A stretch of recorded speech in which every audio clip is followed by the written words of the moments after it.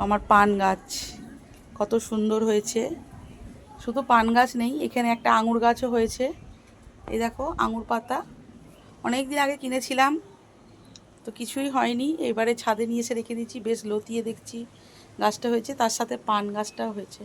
এখানে আরও গাছ আছে, মা উচ্ছে গাছ বসিয়েছে, শিম গাছ বসিয়েছে, এদিকে পুঁই শাক বসিয়েছে, অনেক কিছুই আছে, কিন্তু তার মধ্যে আমার পান গাছ দেখো ভর্তি পানের পাতায়। পানের পাতাগুলো বেশ চকচক করছে। আগে কোনো সময় পুজো টুজো হলে পান ঠান খাওয়া হতো, এখন আর খাওয়া হয় না। আর এক জায়গায়, এখানে একটা জায়গায় বালতিতে আছে পান, এখানেও একটা বালতিতে আছে, মানে অনেক জায়গাতেই বসিয়ে দিয়েছি। এই বলতা যা,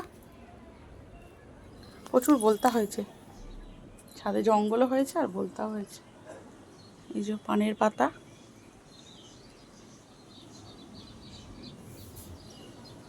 পুজোর মোটামুটি কিছু অনেক জিনিসই বাড়িতে আছে যেগুলো দিয়ে আমরা পুজোর জন্য ব্যবহার করতে, যেমন পানটা লাগে, বেলপাতা, দুব্বো, এদিকে তুলসী পাতাও আছে, বেল গাছের সাথে তুলসী পাতাও আছে, আম পাতাও আছে বাড়িতে। বৃহস্পতিবারে যে 3টে জিনিস লাগে প্রত্যেকটা বাড়িতে, সেই সব কটা জিনিস আছে বাড়িতে। সুপারি গাছও আছে, তো মোটামুটি হয়ে যায়।